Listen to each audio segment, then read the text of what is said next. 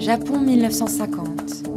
Au pays du soleil levant, là où les jardins ruissellent de lumière, là où la lune pleure sa poussière d'argent, là où les pavillons étincellent de leur grâce mélancolique, un homme se tient fasciné, hypnotisé. Devant la beauté pure et immuable, il se sent irrésistiblement petit et solitaire, comme si une force secrète le dévorait, l'avalait, l'engloutissait tout entier.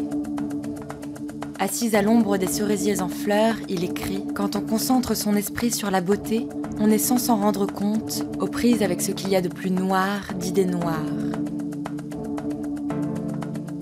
Cet homme au visage doux et paisible, c'est Yukio Mishima, le plus grand écrivain japonais. Il a 31 ans et l'obsession du beau depuis sa plus tendre enfance.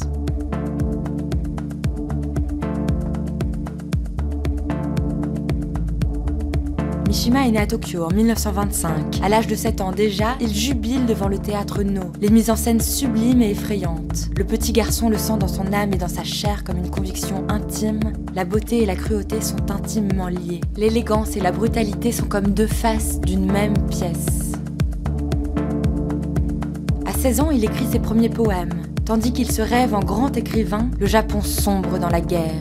À Tokyo, les bombes fusent, les sirènes sifflent, les obus explosent. Lorsque l'empereur Hirohito capitule, les Américains contrôlent le pays et Mishima ne se reconnaît plus dans cette ville occidentalisée. Cette ville violente et capricieuse, cette ville de vagabonds et d'industriels, de prostituées et de publicités. Alors, il fuit le vide spirituel, l'insupportable lassitude. Alors, il plonge à corps perdu dans sa grande œuvre. Toutes les nuits, il écrit jusqu'à l'aube, à la lumière de la lune dorée. À mesure que le Japon devient de plus en plus matérialiste, le style de Mishima s'enrichit d'une beauté puissante et d'une cruauté étrange. L'écrivain explore ses fantasmes et ses rêves. Il met en scène des samouraïs et des personnages au visage poudré de blanc. Dans cette esthétique solennelle et sensuelle, il s'arrache à son temps. Il trouve des émotions qui le transcendent, des passions qui le dépassent, des joies terrifiantes et des douleurs éphémères. À 28 ans, il est célèbre dans le monde entier. La notoriété le grise et le transforme. Il change sa manière de s'habiller, se met à porter des chemises hawaïennes, des lunettes noires et des chaussures à bout pointu. Il écrit « Dans ce monde, le masque le plus efficace est de feindre la confiance ». Pourtant, plus les années passent, plus Mishima peine à avoir confiance. Sa propre beauté l'obsède. Il craint l'enlaidissement, ne supporte pas l'idée que son corps puisse se dégrader lentement et inexorablement. Il rêve de jeunesse éternelle. Alors, il tente de chasser ses peurs en sculptant son corps. Il s'époumonne dans un délire d'effort et de sueur pour sublimer ses jambes, ses bras, son torse, ses épaules. Il redessine son anatomie comme un artiste concevrait une œuvre d'art. La beauté le tourmente tant qu'il veut devenir lui-même un chef-d'œuvre dans sa chair et dans son sang.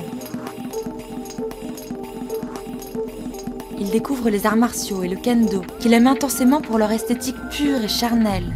Lorsqu'il manie le sabre et éprouve le frôlement de la mort, il a le sentiment intense que la beauté et la mort sont inséparables. Il ressent des sensations que les mots ne pourraient jamais faire jaillir, celles de la communion des corps.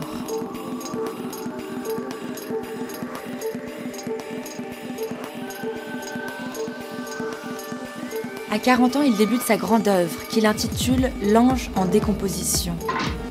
Il est désormais convaincu que son temps est révolu.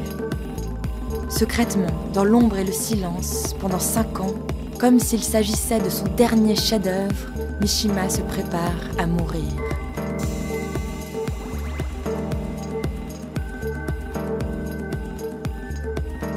Le matin du 25 novembre 1970, il se lève plus tôt que d'habitude. Il a 45 ans. À son bureau, il achève la dernière phrase de son dernier livre. Puis, habillé en samouraï, il se rend au quartier général de l'armée de Tokyo. La journée est belle et ensoleillée. Mishima monte les escaliers grinçants de l'établissement. Il sort sur le balcon et appelle à la rébellion. Il écarte les pans de sa veste, sort son poignard de son fourreau et devant les témoins épouvantés, Mishima s'entaille méticuleusement les entrailles. Son cri déchire le silence de Tokyo. Les gouttes de sang inondent son kimono blanc. Son cœur se soulève, son estomac se crispe, ses yeux se révulsent. Mishima se tord et convulse, il hurle et agonise. Ses yeux brillent de fièvre, son front ruisselle de gouttes nacrées, mais son visage rayonne de lumière. Sur son bureau, il a laissé une note. La vie humaine est brève, mais je voudrais vivre éternellement.